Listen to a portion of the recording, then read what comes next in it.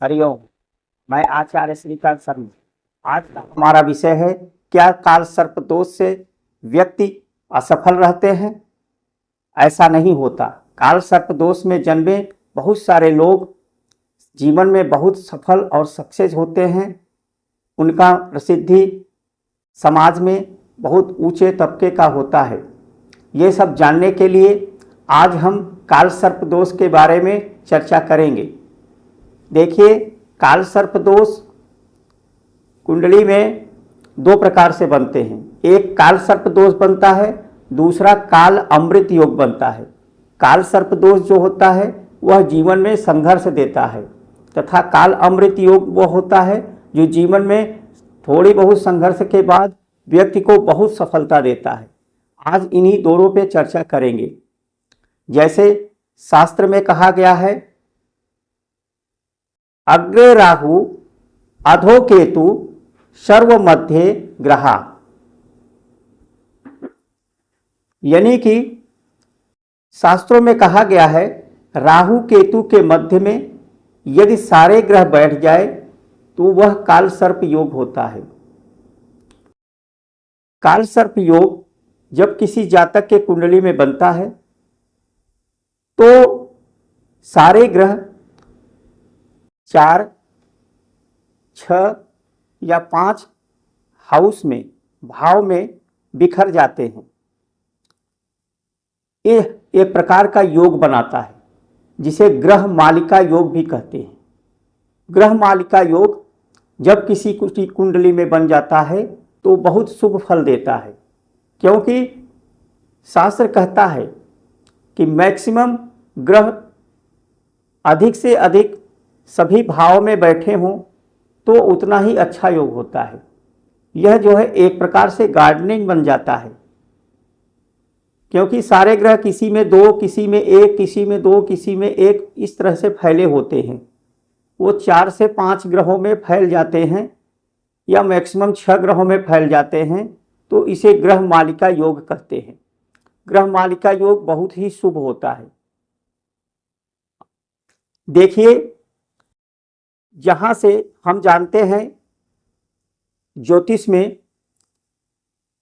Anti clockwise भाव से लेकर के, जैसे पहला भाव लग्न में होता है तो हमारा लग्न से शुरू होता है और ग्रहों का जो गोचर होता है वह लास्ट तक जाता है, मीन तक। कालपुरुष की कुंडली में मेष से शुरू होगा और मीन तक जाएगा एंटी क्लॉकवाइज। जैसे घड़ी की सुइयां क्लॉकवाइज घूमती है, लेकिन यहाँ पर हम ज्योतिष में जो ग्रहों का गोचर होता है, ग्रहों की गति जो होती है वो जो है एंटी क्लॉकवाइज होता है। और 2 ऐसे ग्रह होते हैं जो क्लॉकवाइज चलते हैं, जो आगे न चल कर के पीछे चलते हैं। वह है राहु और केतु। क्योंकि राहु केतु वक्री होते हैं, वे सदैव निगेटिव चलते हैं, पॉजिटिव की तरफ नहीं चलते, वामावर्त और दक्षिणावर्त। इस प्रकार से सबसे पहले जब राहु केतु की गति को देखा जाए तो वह सदैव विपरीत ही चलते हैं। यहाँ पर देखेंगे, कथन ये है कि काल सर्प दोष कब बनता है और काल अमृत योग कब बनता है। काल सर्प दोष केतु से शुरू होकर के, आप उंगली रखिए केतु पे, और केतु से शुरू होकर के लास्ट में एंडिंग पॉइंट में राहु आ जाए तो ये काल सर्प दोष है। क्योंकि एंडिंग पॉइंट में हेड आता है, ड्रैगन का हेड आता है। ड्रैगन का हेड आता है वो राहु है। राहु को क्या कहा गया है? कलौ। वो क्या है? काल है। वहां पर काल सर्प दोष बनता है। और यही जो है राहु से शुरू होकर के और लास्ट में केतु आ जाए तो वो बनता है काल अमृत योग। केतु क्या है? केतु मोक्ष है, मोक्ष का कारक है। वह व्यक्ति को मोक्ष देता है। यहाँ पर जो योग देखा जाता है, योग को हम एंडिंग पॉइंट से देखते हैं, न कि स्टार्टिंग पॉइंट से। तो यहाँ पर प्रश्न ये है कि कब काल सर्प दोष बनता है, कब काल अमृत योग बनता है। जहां पे काल सर्प दोष बहुत ही पीड़ा देता है, वहां पे काल अमृत योग थोड़ी पीड़ा देने के बाद व्यक्ति को बहुत सफल और सक्सेस बनाता है। तो आपको जैसे भी आपके अपने कुंडली में देखना है तो हमें एंटी क्लॉकवाइज हमारे ग्रह गोचर करते हैं। तो जैसे मान लो आपका राहु लग्न में बैठा है तो लग्न पे उंगली रखिए और सारे ग्रहों को गिनते आइए। केतु जहाँ खत्म होता है उसके मध्य, यानी सारे ग्रह मालिका बनाए हैं, ग्रह मालिका योग बना करके बैठे हैं और लास्ट में केतु आ जाए तो वह काल सर्प दोष नहीं है, वह काल अमृत योग है। ये बहुत ही शुभ होता है क्योंकि केतु जो है मोक्ष का कारक होता है। केतु का संबंध नारद ऋषि से लिया गया है। वह महान संत, श्रेष्ठ संत नारद जी ने लास्ट में तो उन्होंने उपाय के रूप में, यहाँ पे हम जब उपाय की चर्चा करेंगे तो जहाँ पे हमारा केतु समाप्त होता है, केतु से जो संबंधित देवता हैं वो गणानन हैं, गणेश जी हैं। तो केतु जहाँ पे समाप्त होता है उस देव की पूजा करनी चाहिए। यहाँ पर लग्न में शुरू होगा तो गणेश जी के नारद ऋषि ने 12 नाम बताए हैं। उन 12 नाम में विशेष जहाँ पर केतु जिस भाव में रहेगा उस भाव से संबंधित गणेश जी के जो 12 नाम हैं उस विशेष नाम की पूजा करने से रेमेडी यही है, उसका विशेष पूजा करने से बहुत ही अच्छा योग बन जाता है। क्योंकि काल अमृत योग यदि पीड़ा दे रहा है तो उसका जब उस गणेश जी के विशेष रूप का पूजा करने से विशेष सफलता मिलता है। उसी प्रकार से जैसे कहावत है, कलौ चंडी विनायक। कलौ काल सर्प दोष में तो काल के लिए चंडी के 12 नामों का जप करना चाहिए। उसमें 12 नाम में विशेष नाम दिया गया है। यहाँ पर जो है उसी प्रकार से 12 सर्प बताए गए हैं। जैसे मान लो केतु से शुरू होकर के और लास्ट में राहु आ जाए तो राहु जो है काल सर्प योग बना दिया।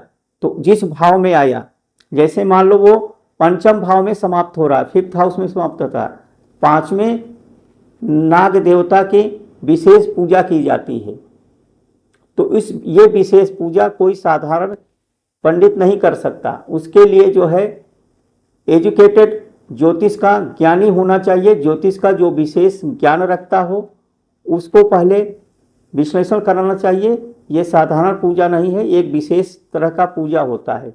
उसमें पर्टिकुलर नाग की पूजा की जाती है। उसी प्रकार से काल अमृत योग में पर्टिकुलर गणेश की पूजा की जाती है, उस ग्रह से, उस भाव से संबंधित देवता की। जैसा कि महर्षि नारद ऋषि ने 12 नाम गणेश जी के बताए हैं। सुमुखश्च कंदश्च कपिलो गजकर्णकः लंबोदरश्च विक्टो विघ्ननाश विनायक धूम्रकेतुर गणाध्यक्षो भालचंद्रो गजानन। ये 12 नाम है। पहला नाम उन्होंने क्या दिया है? वक्रतुंड, एकदंत, कृष्णपिंगाक्ष, गजवक्र, लंबोदर, विकट, विघ्नराज, धूम्रवर्ण, गजराज, विनायक, गणपति, गजानन। ये 12 भाव के 12 गणेश के नाम बताए गए हैं।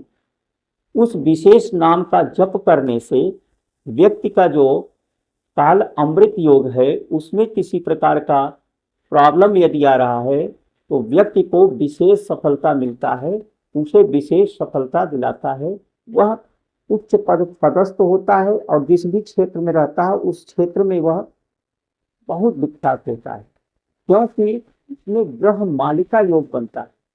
ग्रह मालिका योग जो एक प्रकार से गार्डनिंग, सारे ग्रह फैल जाते हैं 4 से 5 या 7 भाव में, 2, 1 ऐसे करके जो ग्रह फैल जाते हैं वह योग कारक हो जाता है, वह राज योग कारक हो जाता है। इसी प्रकार से 12 सर्पों की पूजा बताइए। केतु से शुरू होकर के राहु के समाप्ति हो, इस भाव में समाप्त हो, इस विशेष नागों की पूजा की जाए। वो कौन कौन से 12 नाम बताए गए हैं? अनंत, उदित, वासुकी, शंख, पद्म, पद्म, महापद्म, नक्षत, कर्कट, शंखनाद, आतक, विषाक्त और शेषनाग। ये 12 नाग हैं। ये जिस भाव में बैठते हैं, जैसे कि मीन 12वें भाव में बैठ जाएंगे तो मीन में बैठेंगे, इस 12वें भाव में यदि बैठ गया, यानी कि 12 नंबर के भाव में जाके बैठ गया, तो शेषनाग की पूजा की जाएगी। पहले भाव में बैठ गया मतलब फर्स्ट हाउस में बैठेगा, अनंत नाग की पूजा की जाती है। तो इसको जो है इंडियन पॉइंट में देखा जाता है। इंडियन पॉइंट में अगर राहु है तो इसको दिया जाएगा, स्टार्टिंग पॉइंट में नहीं। उदाहरण के रूप में भारत के प्रथम प्रधानमंत्री श्री पंडित जवाहरलाल नेहरू जी की कुंडली में उनके जो है, जब हम कुंडली देखते हैं वहां पर 12वें भाव में, 12th हाउस में राहु बैठा हुआ है। 12th हाउस से उंगली रख करके यदि हम काउंटिंग करेंगे, सारे ग्रह माला की तरह, जिस प्रकार से हार बनाया जाता है, माला बनाया जाता है, इसमें सारे ग्रह फैले थे और सप्तम भाव में आकर के केतु बैठा। सारे ग्रह जब फैल जाते हैं वो विशेष प्रकार का योग बनाता है। जैसे जवाहरलाल नेहरू जी की कुंडली में चतुर्थ भाव में बहुत सुंदर योग बना, वहां पर देखेंगे तो शुक्र स्वराशि का होकर चतुर्थ भाव में बैठा है, को लग्जरी लाइफ देता है। जैसा कि आप सभी जानते हैं, इनका लाइफ बहुत ही लग्जरी रहा तथा इनको उच्च पद आसीन हुए। राम मुरुगन की कुंडली में उनका भी जो है राहु जो है, राहु कुंडली रखते हुए रखने भाव में इसका राहु ऐसा है कि 20 क्लॉकवाइज देखते हुए आएंगे, भाव में केतु बैठा है। उसके मध्य में सारे ग्रह मालिका योग बना करके बैठे हैं। इस प्रकार से दो महान शक्तियों की कुंडली में काल अमृत योग होने के कारण इनको इतना मिला है। इसलिए काल अमृत योग कभी नुकसान के नहीं होता, व्यक्ति को कभी सबको के साथ समाप्त करते हैं। नमस्कार।